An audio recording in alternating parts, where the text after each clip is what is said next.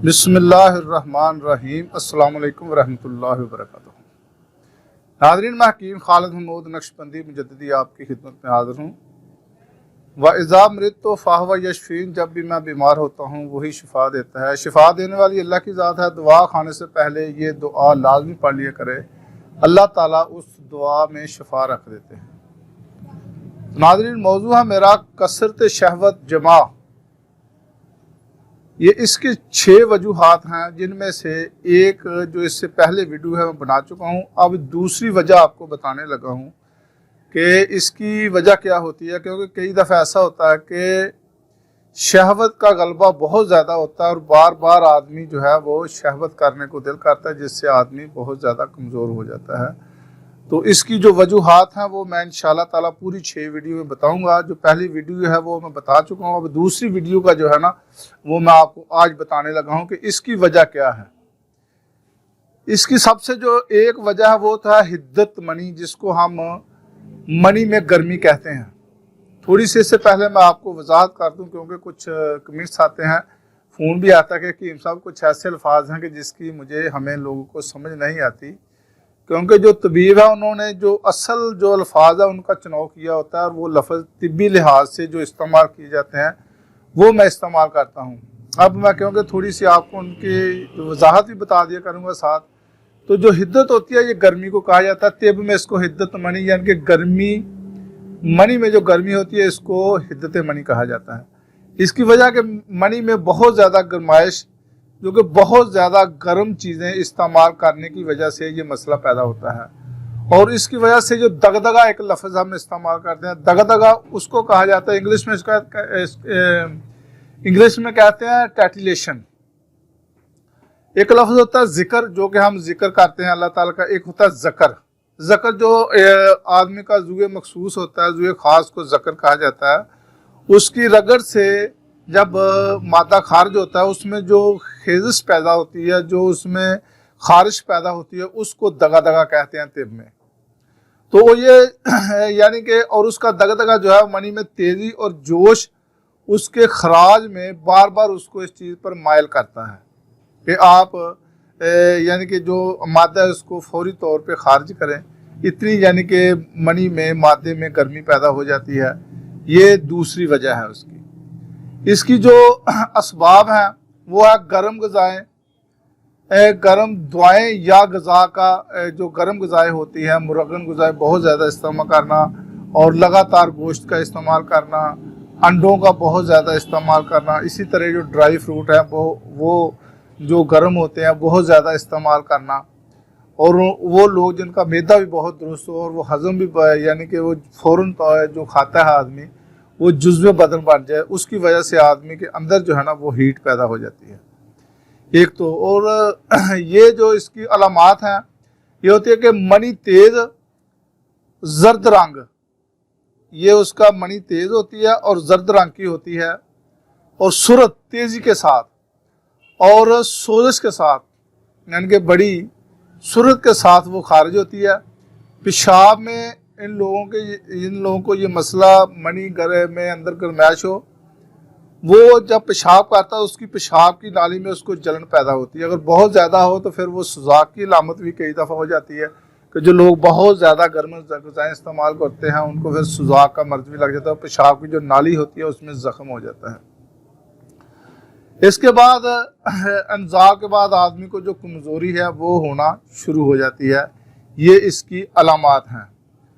तो इसका जो इलाज है, सबसे पहले तो इसमें जितनी भी सर्द चीज़ें हैं, जिन लोगों को ये मसला है, सर्द चीज़ें, ग़िज़ाएँ और जो अद्वियात सर्द हैं, उनके ज़रिए ये जो अंदर की गर्मी है इसको खारिज करना चाहिए, पेशाब के ज़रिए या पखाने के ज़रिए।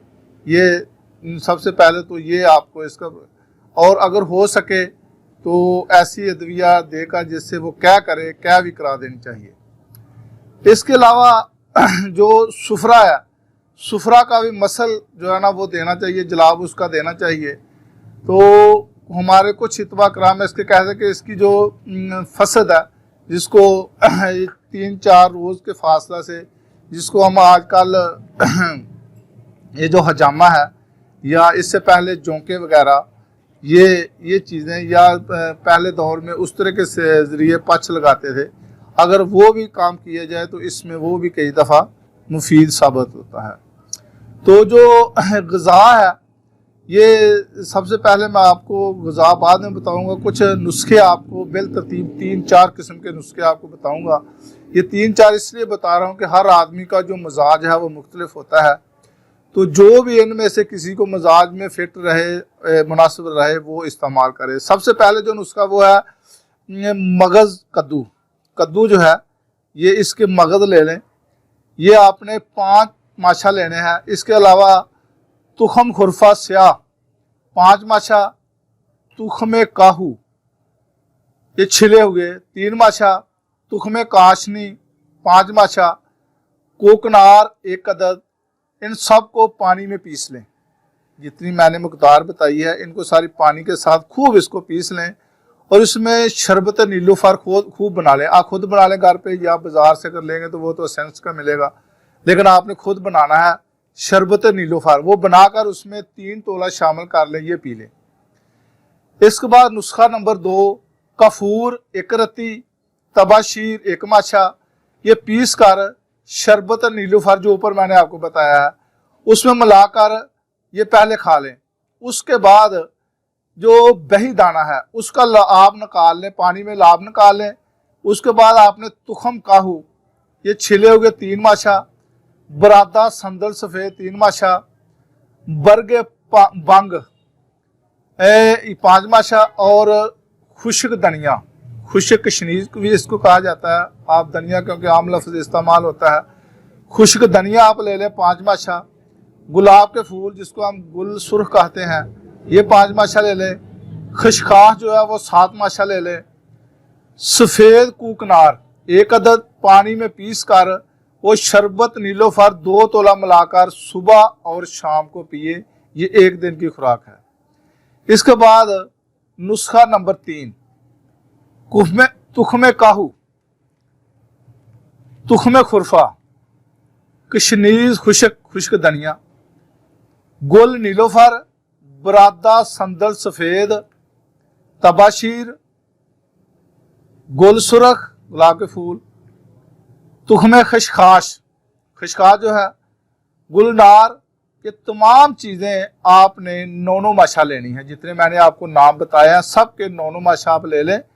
इसमें कफूर 1 माशा शामिल करके इसको कूट कर बारीक पीस कर संभाल कर रखें। इसके बाद आपने शरबत लेमू 2 तोला या शिकंजबीन, कोई भी दोनों में से अगर मिल जाए, सादा शिकंजबीन जो है 4 तोला मिलाकर इसके साथ इसको पिला दे मरीज को, इंशाल्लाह ताला बहुत ही अच्छा सफूफ है।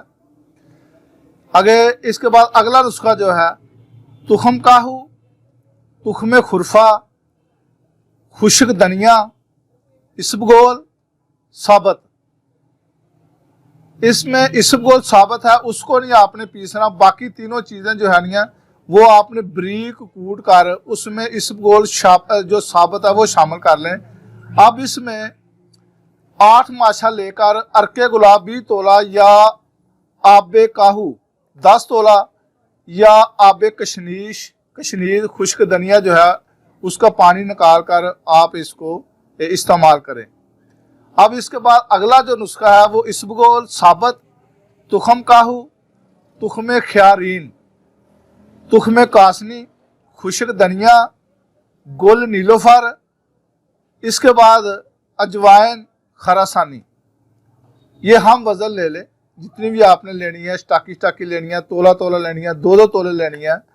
इन जो इसबगोल है उसको आपने नहीं पीसना, बाकी तमाम अद्वियात को पीस कर उसमें इसबगोल शामिल कर लें साबत। अब इसमें से आपने 6 माशा लेना है, आधा तोला। इसके बाद अपने जो नीलोफर है, शरबत नीलोफर या शरबत बजूरी, ये पानी में मिलाकर गोल कर इसको वो जो सफूफ है वो इस्तेमाल करें।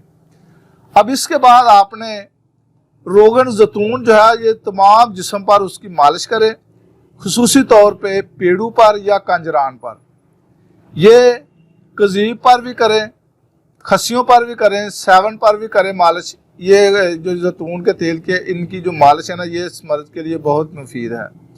अब एक होता है लैप, या जिसको हम तेब में जुमात भी कहते हैं। ये बांग के पत्ते लेकर इसका आब इसबगोल में पीस कर खसिया मकद वगैरह पर लेप करते रहें तो इंशाल्लाह ताला इससे भी काफ़ी फ़र्क पड़ेगा। इसके बाद गोलरमनी, अकाकिया, अदसे मुकशर, ये इसको मसूर कहते हैं। मसूर छिले हुए, ये संदल सफ़ेद, ये हम वज़न लेकर इसको सिरका में पीस लें। ये कमर और पेड़ू पर इसका भी जुमात करें, लैप करें, इंशाल्लाह ताला इससे बहुत ज़्यादा फ़ायदा होगा। और जहाँ पर आपने लेटना है, सोना है, उस बिस्तर पर आपने गुल नीलोफर और गुलाब के फूल, इसके बाद बैद के पत्ते, बरगे बैद, ये तीनों चीज़ें हम वज़न ले लें और जहाँ पर लेटना है उसके नीचे इसको बिछा लें और उसके ऊपर सोए। इंशाल्लाह ताला बहुत ज़्यादा इसका फ़ायदा होगा। और जो आपने ग़िज़ाएँ इस्तेमाल करनी है वो करनी है मसूर, बाजरा, आगे चावल वगैरह, तरबूज, नाशपाती, सेब, अनार, खट्टे अनार जो हैं, इसके बाद अंगूर खट्टे, ये चीज़ें आपने दिल के लिए बहुत ही यानी कि ये मुफीद है, जिसमें ठंडक पैदा करती हैं और इतदाल पर गर्माइश को लाती हैं। जितनी चीज़ें जो भी मौसम में मिले आप इसको इस्तेमाल करें। लेमू का पानी भी, ये भी जिसको स्कंजबी कहा जाता है, लेमू को पानी निकाल के उसमें पानी दूसरा डाल के स्कंजबी बनाकर पिएं। और दही का जो पानी होता है, दही जब आप जमाएं उसको काट कर एक तरफ टेढ़ा कर दें, उसमें जो पानी निकलेगा वो इस्तेमाल करें, ये बहुत ही मुफीद होता है इस मर्ज के लिए। और जो ग़िज़ाएँ हैं, ये मुर्ग ग़िज़ाएँ नहीं खानी, मतलब गोश्त वगैरह से परहेज़ करें, अंडों से परहेज़ करें। जो गर्म ग़िज़ाएँ हैं वो उनसे काफ़ी सारा आप परहेज़ करें। सुर्ख मिर्च वगैरह ये भी बहुत कम से कम इस्तेमाल करें। बादी अशिया जितनी भी हैं वो ना इस्तेमाल करें। इंशाल्लाह ताला ये मर्ज़ आपको कभी भी नहीं हुआ। खुदा हाफ़िज़। अस्सलामु अलैकुम रहमतुल्लाहि व बरकातहू।